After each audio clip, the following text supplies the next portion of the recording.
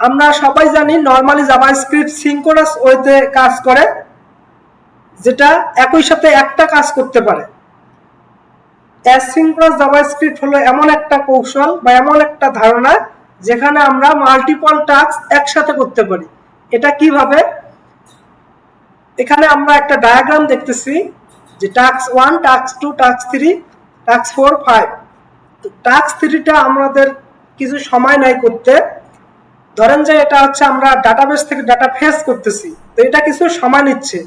যদি সময় নেয় খুব বেশি তাহলে কিন্তু সে পরেরটাতে যাবে না। এই ধারণা থেকেই আসলে অ্যাসিনক্রোনাস জাভাস্ক্রিপ্টের ধারণা চলে আসছে, যে এখানে সে রিকোয়েস্ট ডাটা বেজে রিকোয়েস্ট দিয়ে সে পরের ধাপে চলে যাবে, এবং যখন সে রেসপন্স পাবে কল ব্যাক ফাংশনের মাধ্যমে টাস্ক 3তে সেই রেসপন্সটা সে দিয়ে দেবে, পরবর্তীতে আমরা ডেটাটা পেয়ে যাব। অর্থাৎ আমাদের প্রোগ্রামটা ব্লক না করে অ্যাসিনক্রোনাস ওয়েতে যদি আমরা কাজ করি তাহলে একই সাথে আমরা মাল্টিপল টাস্ক করতে পারছি। সাধারণত আমরা যখন জাভাস্ক্রিপ্ট ল্যাঙ্গুয়েজে কোনো কাজ করতে চাই, ডাটাবেস থেকে ডাটা নিয়ে আসা বা এপিআই কল করা, সেই কাজ করতে আমাদের কিছু সময় লাগে। তো যদি ওই কাজটাতে আমরা 10 বার করি তাহলে অনেক বেশি সময় লাগবে। তাহলে আমাদের প্রোগ্রামের যে বাকি ব্লকগুলো আছে, বাকি স্টেটমেন্টগুলো আছে, সেগুলো কিন্তু কাজ করবে না, অনেক পরে কাজ করবে। তাহলে আমাদের প্রোগ্রামটাই একসময় আটকে যাবে, ক্র্যাশ করবে। তো যাতে যে টাস্কগুলোতে সময় লাগতেছে তার পরের টাস্কগুলো যাতে এক্সিকিউট হয়, সেজন্য আমরা রিকোয়েস্ট দিয়ে চলে যাব। পরবর্তীতে রেসপন্স যখন আমরা পাবো তখন আমরা সেই ডাটা নিয়ে অন্য কিছু কাজ করব। তাহলে খুবই সুন্দর একটা কৌশল যেখানে আমরা মাল্টিপল টাস্ক একসাথে করতে পারি। অ্যাসিনক্রোনাস জাভাস্ক্রিপ্টের ধারণা কিভাবে আসলো? আমরা সবাই জানি জাভাস্ক্রিপ্ট তৈরি হয়েছিল মূলত ওয়েব পেজের ইন্টারঅ্যাক্টিভিটি বাড়ানোর জন্য। তবে জাভাস্ক্রিপ্ট সিঙ্গেল থ্রেডেড হওয়ায়, অর্থাৎ এটি একটি মাত্র কাজ একই সময় করতে পারে, এটা হওয়ার জন্য ইউজার এক্সপিরিয়েন্স অনেক খারাপ হইতো। যখন ওয়েব অ্যাপ্লিকেশনগুলো ক্রমশ জটিল হয়ে গেল, অনেক বেশি ডাটা রিড করা, অনেক বেশি ডাটা ফেস করা, এরকম যখন হলো তখন ইউজার এক্সপিরিয়েন্স খারাপ হলো এবং অনেক সময় প্রোগ্রামটা আটকে যেত। যার কারণে আমাদের অ্যাসিনক্রোনাসের ধারণা চলে আসে, যাতে আমরা একই সাথে অনেকগুলা কাজ করতে পারি। অর্থাৎ এটা সার্ভারে রিকোয়েস্ট যাক, রেসপন্সটা যখন আমরা পাবো তখন ওই ডাটাটা নিব এবং প্রোগ্রামের বাকি অংশগুলা চলতে থাকবে। আমি যখন কোডে আপনাদের দেখাবো তখন এই ধারণাটা আপনাদের ক্লিয়ার হবে। আমরা সামনের দিকে আগাই, কোডে দেখাইলেই আমি আশা করি আপনাদের এই ধারণাটা ক্লিয়ার হবে। তো এটা আসার মূল কারণ আসলে পারফরমেন্স। যে ওয়েবসাইট ধীরগতির যদি হয়ে যায় তাহলে ইউজাররা অনেক বিরক্ত হয়ে যাবে আমাদের। যাতে এইরকম ঘটনা না ঘটে যে আমাদের ওয়েবের অনেকগুলা পেজ থাকে যেখানে হয়তো আমাদের ডাটা ফেস করার প্রয়োজন নেই, তো ওই পেজগুলাও যদি রিলোড না হয়, অনেক পরে রিলোড হয়, তাহলে তো সমস্যা। যেখানে ডাটার কোনো দরকারই নেই, তো ওগুলা চলতে থাক। আবার যখন ডাটা ফেস করে নিয়ে আসবে তখন যেখানে ডাটার প্রয়োজন সেখানে আমরা বসিয়ে দিব। 3টা উপায়ে আমরা অ্যাসিনক্রোনাস কাজগুলো করতে পারি: কলব্যাক ফাংশনের মাধ্যমে, প্রমিস ব্যবহার করে এবং অ্যাসিন অ্যাওয়েট ব্যবহার করে। তো আমরা এখন দেখব প্রমিস বা অ্যাসিন অ্যাওয়েট ব্যবহার করে কিভাবে আমরা ডাটাবেস থেকে ফেচ করে নিয়ে আসতে পারি, যাতে অন্যান্য কোডগুলা চলতে থাকে এবং আমরা যখন ডাটাটা রেসপন্স পাবো তখন আমাদের এই ফাংশনটা এক্সিকিউট হবে, সেই ডাটা আমরা অ্যাপ্লিকেশনে পরে ব্যবহার করব। তো কোডে একবার দেখি। এই জন্য আমরা asynchronous.js নামে একটা ফাইল নিয়েছি। এই ফাইলের মধ্যে আমরা দেখবো অ্যাসিন অ্যাওয়েট ব্যবহার করে কিভাবে ডাটা ফেচ করে নিয়ে আসতে পারি। তো আমরা এই জন্য অ্যাসিনক্রোনাস ফাংশন নিব। এর বডির ভিতরে আমাদের মূল কাজটা হবে। তো এখানে আমরা ট্রাই ক্যাচ ব্লকটা নিব, ট্রাই ক্যাচ। ট্রাই ক্যাচ ব্লকটা নিলাম। ট্রাই এর ভিতরে আমাদের ডাটাটা আমরা পাবো, এই জন্য আমরা একটা ভেরিয়েবল নিলাম কনস্ট্যান্ট রেজাল্ট বা রেসপন্স।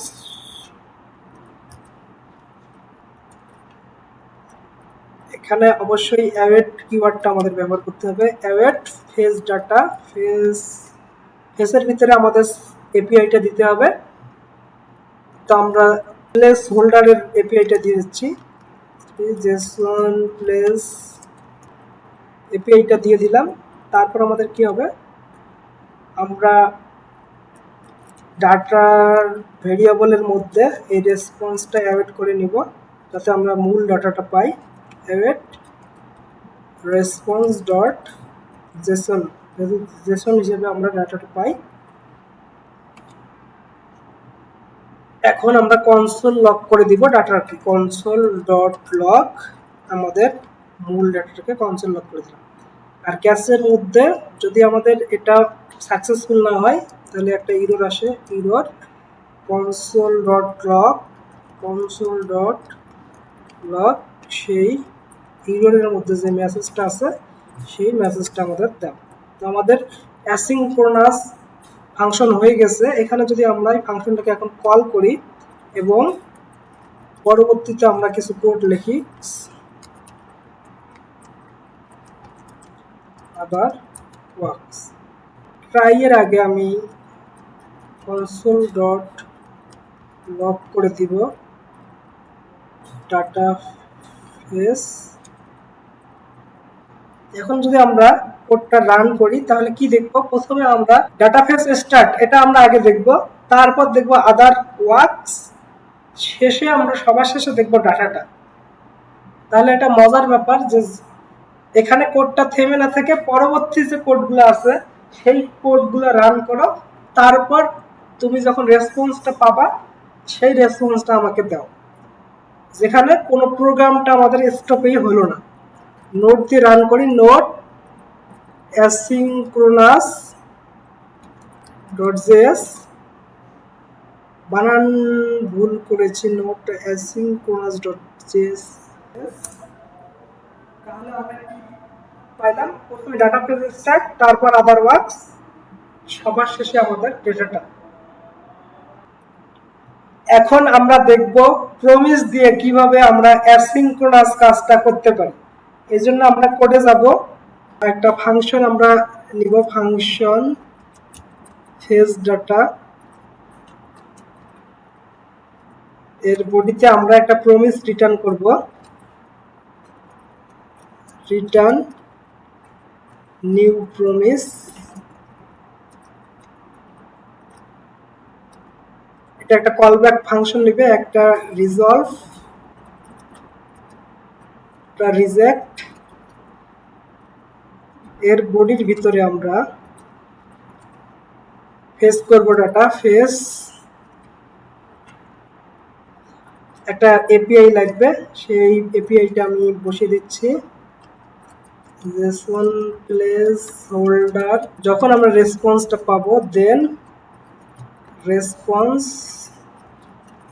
রেসপন্সটা পাইলে এর বডির ভিতরে আমরা কি লিখবো, যে ইফ নট রেসপন্স ওকে, যদি রেসপন্স ওকে না হয় তাহলে আমাদের কি করতে হবে, throw a new error, throw new error, network error, network error.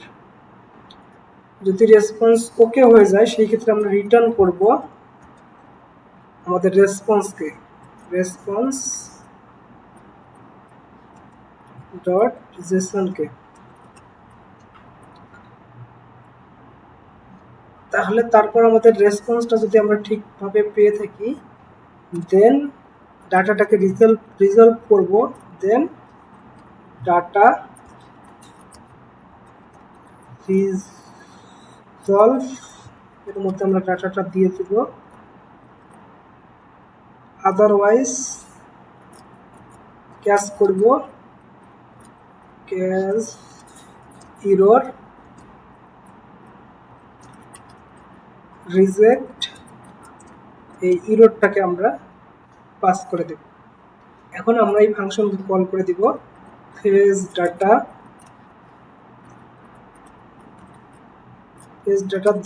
দেন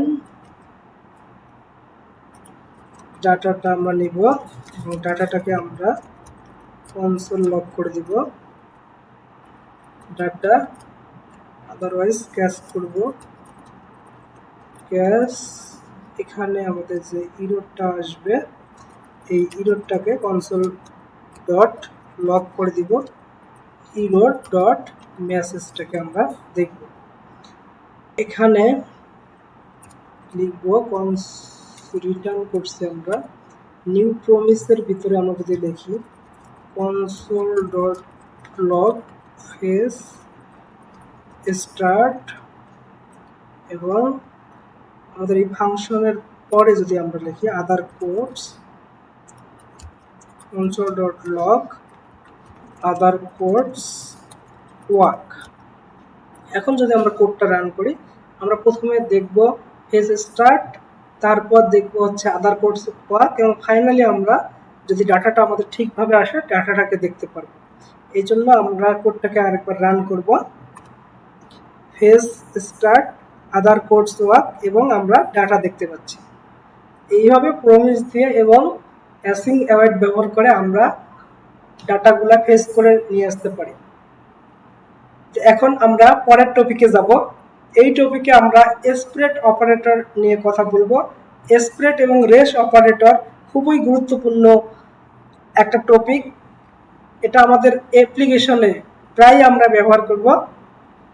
তো চলুন এই স্প্রেড অপারেটর আমরা ভালো করে বুঝবো। এই অপারেটরের কাজ হচ্ছে আমাদের আগের যে অ্যারেটা আছে সেই অ্যারেটা কপি করে নতুন একটা ভেরিয়েবলে রাখা। দুইটা অ্যারে বা দুইটা অবজেক্ট কি হবে, আলাদা হবে, কিন্তু এখানে মাথায় রাখতে হবে যে নেস্টেড অবজেক্ট বা নেস্টেড অ্যারেকে স্প্রেড অপারেটর দিয়ে আমরা সরাসরি কপি করতে পারি না। তো কোডে দেখি কিভাবে স্প্রেড অপারেটর কাজ করে। এই জন্য আমি spread.js নামে একটা ফাইল খুলে নিলাম। এখানে আমরা বুঝবো, মনে করি আমাদের একটা অ্যারে আছে নাম্বারস, এর ভিতরে 1 2 3 এবং আমি 2D অ্যারে নিলাম 0 1 2 3 নম্বর ইন্ডেক্সটা আবার অ্যারে, এখানে নিলাম হচ্ছে 4 5 6। তো এটা যদি আমরা স্প্রেড অপারেটর দিয়ে কপি করে নিউ নামস নামে ভেরিয়েবলে রাখি নামস এবং আমরা দুইটাই যদি এখানে কনসোল লক করে দেখি নিউ নামস এবং বোঝার জন্য নিউ নামসের একটা ভ্যালু হচ্ছে চেঞ্জ করব। নিউ নামস 0 নম্বর ইন্ডেক্সে যে আছে তাকে আমি চেঞ্জ করে দিলাম 9। এখন আমরা সেভ করলাম নামস আর নিউ নামস, দেখবো যে দুইটা আলাদা অ্যারে। আমি ক্লিয়ার করলাম টার্মিনাল, করে হচ্ছে নোট spread.js করলাম, করার পর আমরা দেখলাম যে দুইটা আলাদা অ্যারে, এটা ঠিক আছে। কিন্তু এখানে মজার ব্যাপার একটা দেখেন, যেখানে 3 নম্বর ইন্ডেক্সে আমাদের একটা যে অ্যারে আছে 4 5 6, সেখানে কি হয়, তো এখানে আমি 30 কে যদি চেঞ্জ করে দেই 309 করলাম কন্ট্রোল এস, তাহলে আপনারা দেখবেন যে নামস নিউ নামস দুইটা ভেরিয়েবল সেম হবে, অথচ আমরা নিউ নামস ভেরিয়েবলকে পরিবর্তন করে দিয়েছি। তাহলে কি বুঝলেন যে এটা শুধু ফার্স্ট লেয়ারটা কপি করতে পারে, পরের গুলার রেফারেন্সটা সেম থাকে, এই জন্য কি হবে দুটাই সেম ডাটা আমরা দেখব। 1 2 3 9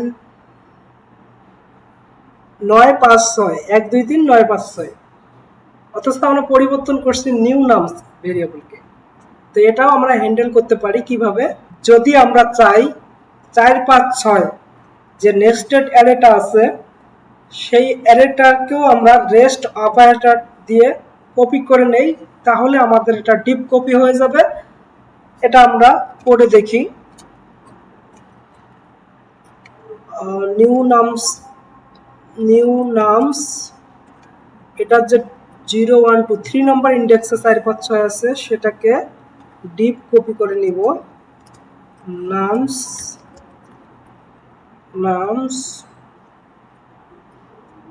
0 1 2 3 3। এবার কিন্তু আমরা দুইটা আলাদা ইনপুট দেখব। তো আমি টার্মিনালটা ক্লিয়ার করে নেই। নোট spread.js 1 2 3 4 5 6 1 2 3 9 5 6 দুইটা আলাদা অ্যারে আমরা দেখতে পাচ্ছি। এখন আমরা একটা অবজেক্টের মাধ্যমে দেখব স্প্রেড অপারেটরটা কিভাবে কাজ করে। এই জন্য আমি একটা অবজেক্ট নিচ্ছি, কনস্ট্যান্ট পারসন নামে একটা অবজেক্ট। এর ভিতরে আমরা নিলাম নেম আব্দুল, তার অ্যাড্রেস আমরা নিলাম, অ্যাড্রেস সিটি হচ্ছে তার ঢাকা, তার কান্ট্রি হচ্ছে বাংলাদেশ। তো এটা যদি আমরা স্প্রেড অপারেটর দিয়ে কপি করে আলাদা একটা ভেরিয়েবলে রাখি, constant new person, spread operator দিয়ে কপি করলাম পারসনকে এবং কনসোল লগ করব। দুটাকে আমরা কনসোল লগ করে দেখব। Console dot log new person এবং পারসন, তো দুটোই আমরা সেম দেখব, এখানে নিঃসন্দেহে দেখব। এখন আমরা যদি নিউ পারসনকে পরিবর্তন করে দেই, new person dot name equal to Jalil দিয়ে পরিবর্তন করে দেই আমরা, তাহলে আমরা দেখব দুইটা আলাদা অবজেক্ট। এটা অবশ্যই ঠিক আছে। নোট স্প্রেড ডট জেস, তাহলে দুইটা আমরা আলাদা অবজেক্ট দেখতেছি, যে একখানে হচ্ছে জলিল আর একখানে আব্দুল আছে। তো ঢাকা বানানটা আমি এখানে মিস্টেক করছি, কিন্তু এখানে মজার ব্যাপার দেখেন, যদি আমরা new person dot address dot city new Delhi করি, কন্ট্রোল এস দেই, তাহলে কিন্তু আমরা দুইটাই কিন্তু সেম আউটপুট দেখব যে নিউ পারসন আর পারসন দুইটাই সেম, অথচ আমাদের দুইটা আলাদা হওয়ার কথা ছিল।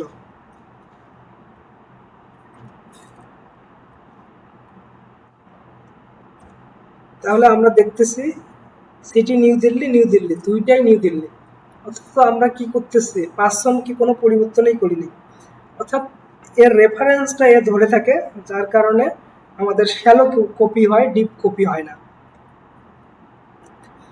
কিন্তু এটাও আমরা হ্যান্ডেল করতে পারি যদি আমরা নেস্টেড যে অবজেক্টটা আছে সেটাকেও আমরা কপি করে নেই। পারসন অ্যাড্রেস,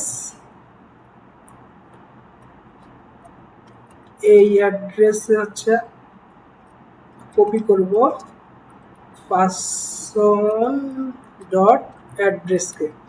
এবার যদি আমরা কোডটা রান করি, তাহলে আমরা দুইটা কি দেখব, দুইটাই হচ্ছে আলাদা অবজেক্ট দেখব, একটা হচ্ছে নিউ দিল্লি আর একজন হচ্ছে ঢাকা।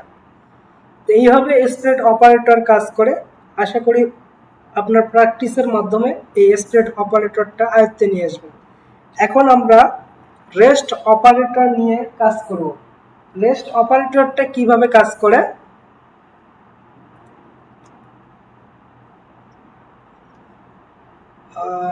রেস্ট অপারেটর হচ্ছে আমাদের ফাংশনে যখন অজানা সংখ্যক আর্গুমেন্ট চলে আসে, আমরা জানি না কতগুলো আর্গুমেন্ট আসবে বা কতগুলো প্যারামিটার থাকবে, তখন এই রেস্ট অপারেটরটা অনেক কার্যকরী।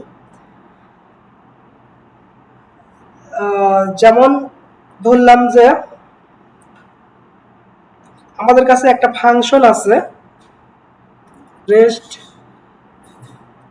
ডট জেএস নামে একটা ফাইল খুলে নিলাম। ফাংশন, এই ফাংশনটা আমাদের সাম করবে। সাম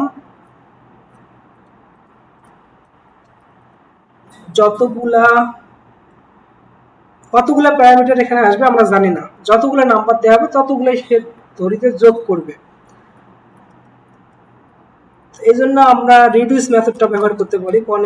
রেজাল্ট নিব ভেরিয়েবল, সেখানে আমরা এই রেস্টকে নিব, রেস্ট ডট রিডিউস করব অ্যাকুমুলেটর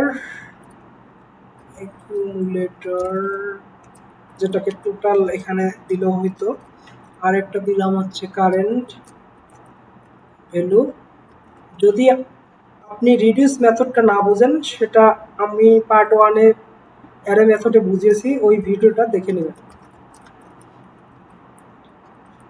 তো এখানে কি করবে আমাদের অ্যাকুমুলেটর প্লাস কারেন্ট করবে, অ্যাকুমুলেটর প্লাস কারেন্ট এবং ইনিশিয়াল ভ্যালু 0। তাহলে সে কি করবে, এর ভিতরে যতগুলা নাম্বার যাবে সবগুলো সে যোগ করে দিবে। এবং আমরা কনসোল ডট লগ করে দিব রেজাল্টকে, কনসোল ডট লগ রেজাল্ট। এখন আমরা সামের ভিতরে কত প্যারামিটার পাঠাই সে সবগুলোকে কি করবে, হ্যান্ডেল করবে। 1 2 3 4 5, 1 থেকে 5 পর্যন্ত আমরা চাচ্ছি প্রিন্ট করে দেব।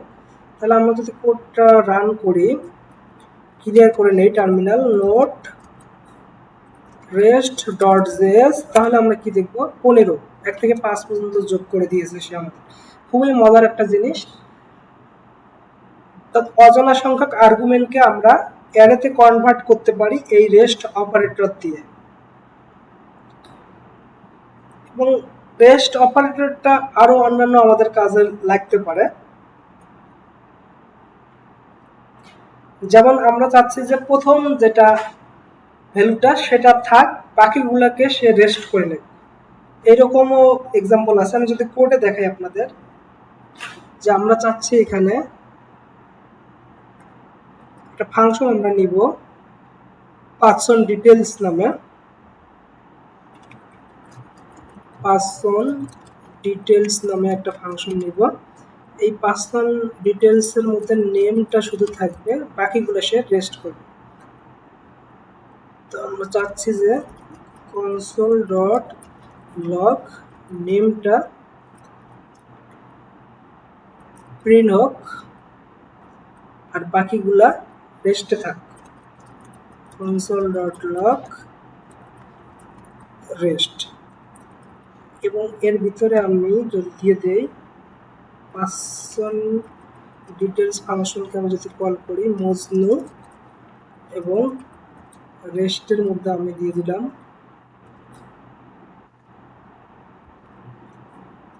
একটা অবজেক্ট দেই। যে এখন যদি আমরা এই কোডটা রান করি, তাহলে আমরা দেখব নেমে মজনু আসবে এবং বাকিগুলো সব রেস্টে যাবে। এবং এখানে যদি আমি আরো কিছু দেই, যে আরো একটা অবজেক্ট নিলাম, এখানে এসটা দিলাম, সবগুলো রেস্টে চলে যাবে, শুধু নেমটা থাকবে মজনু। এখন আমি যদি এটা রান করি নোট দিয়ে, তাহলে মজনু নেমে গেছে, বাকি সবগুলো রেস্ট দিয়ে আমরা হ্যান্ডেল করে নিয়েছি।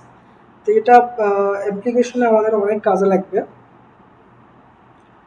আশা করি স্প্রেড এবং রেস্ট অপারেটর আপনারা এটা বুঝেছেন। পরের টপিকটা আমাদের হচ্ছে নালিশ কোয়ালিশিং অপারেটর। এই নালিশ কোয়ালিশিং অপারেটরটা একটা মজার জিনিস। আমাদের অতিরিক্ত কিছু কন্ডিশন আমরা এড়াইতে পারি নালিশ কোয়ালিশিং অপারেটরটা ব্যবহার করলে। তো এটা একটা মজার জিনিস, আমি কোডে দেখাচ্ছি। এই জন্য আমরা নালিশ ডট জেএস নামে একটা ফাইল নিলাম। এর ভিতরে আমরা একটা কন্ডিশন লিখি, ইফ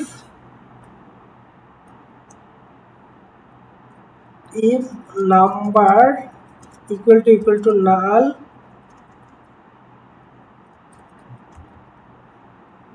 console.log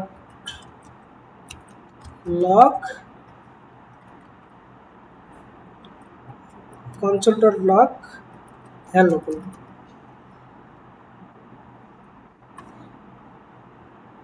উপরে আমরা নাম্বারটার ভ্যালু হচ্ছে নাল করে দিব, হ্যাঁ নাল করে দিই। যদি নাম্বারটার ভ্যালু নাল থাকে তাহলে হ্যালো প্রিন্ট করতো। আমি যদি কোডটা নর্মালি রান করি তাহলে আমরা হ্যালো দেখতে পারবো। তো এই ব্যাপারটা এইভাবে না লিখে আমরা যদি এক লাইনে নালিশ কোয়ালিশন অপারেটরটা ব্যবহার করলে আমরা পাইতাম। সেটা কিভাবে? console.log যদি নাম্বারটা কি হয়, নাল হয়, তাহলে আমাদের হ্যালোটা দেখাবো।